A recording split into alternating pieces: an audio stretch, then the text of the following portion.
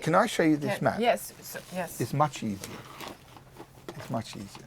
This is very difficult to explain. No, it's good. The mountains of Ararat, which we the mountains of Ararat, which we see, which we read in the Genesis, in the Bible, actually comes from the name Urartu, yes. which is a Babylonian name, and which means the actual Armenia. Yeah. Basically, that's it. Yes.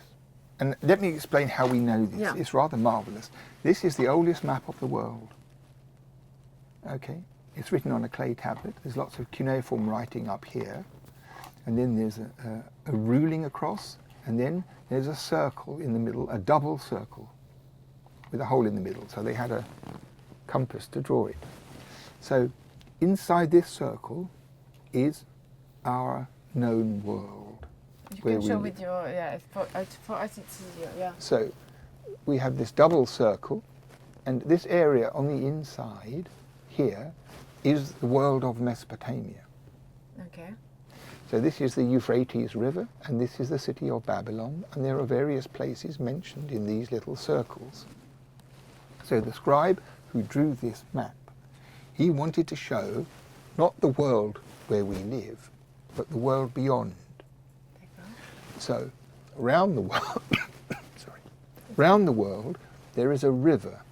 It's obviously broken here, but we can be sure it went round like this. So, around the world, there was a river of water which was bitter to the taste. Okay. And according to the tablet itself, the writing, if you cross this river of bitter water in different directions, you come to a mountain. Here's one, here's one. There were originally 8, but because it's so ancient, it's been damaged. It's from about 600 BC. So originally, this poetic scribe made the map of the known world, the water around the known world, and then off into the cosmos, in 8 different directions, there was a mountain. Okay. And this tablet explains what could be seen on the mountain. And sometimes it's giant birds that can't fly. Another one, there's a tree with jewels. And another one, the mountain, the sun never sets. It's stories like that. And on one of them, this one here, that's the mountain where, according to the Babylonians, the ark in their flood story came to rest. When all the waters went down, it landed on a mountain, like this. And it was fixed, and all the animals came out of the ark. So, and the name is Urartu. Exactly. So the Babylonians had the same basic story as we find in the Bible. And the one in the Bible is later. So it was borrowed from the Babylonian story. Now, this is the interesting thing. Let us say you and I, we decide to go for the afternoon to see the remains of the ark on this mountain. Yes. So we travel all the way up here to the edge of the known world, and then we have to cross in a rowing boat all the way across there, and then we have to climb the mountain. Okay. And on the mountain at the top are the ribs of the ark. This is the Babylonian understanding. So this is a long journey. We have to have sandwiches, we have to have bottles of orange juice, and we finally get to the place where we get in the boat. Okay. So when we cross the river and we see this ark, we come down the mountain and cross the river again. The first place that we see in the known world has its name written there. So the very first place you meet is this place called Urartu. Now Urartu is the Assyrian or the Babylonian word for Armenia, and it's up in the northeast, as you see on this schematic map. That's what it is, up in the east.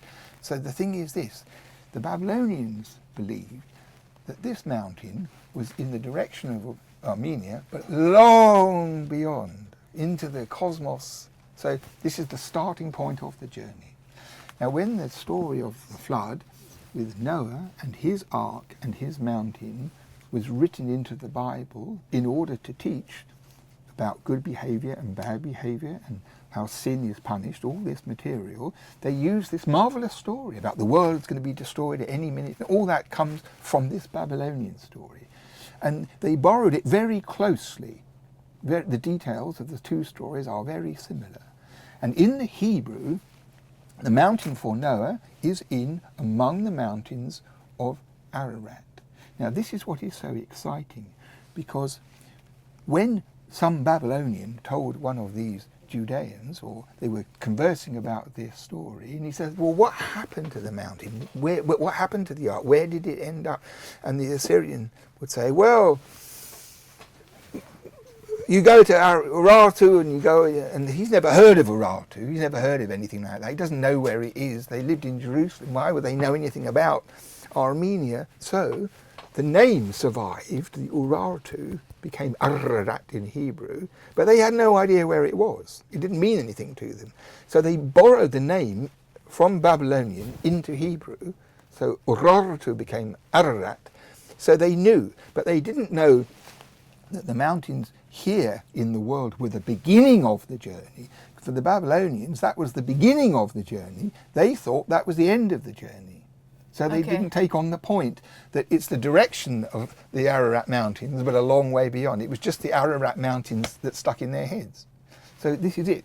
So the thing is, if Mount Ararat in Turkey, this famous mountain, wasn't called Ararat in ancient times, then there's a kind of mess of confusion. So what because it means this, it means this, that if Noah existed, if Noah built an ark, if it landed on a mountain, it didn't land on Mount Ararat. No confusion. So as far as I'm concerned, if people go up this mountain and they find a rowing boat, a lifeboat, the Queen Elizabeth II, an oil tanker, I'm not going to be surprised, because it costs a lot of money and a lot of effort, and when you get up there it's important to find something. And also when you look at the rocks from above, the shadows are such that you can see anything you want on the surface, let alone digging underneath. But the thing is, if the story is true, and I'm not saying it is, if the story is true in its own terms, that Ark of Noah was never on that mountain. But they seem pretty sure, you know. If we just look at the very last. Well, you better show me. Yeah. No, but sorry, but for someone who don't know, it's very confusing. Well, this is true, and if you have a kind of science and a kind of drama and music and good graphics, you can convince anybody of anything at all. Anything at all.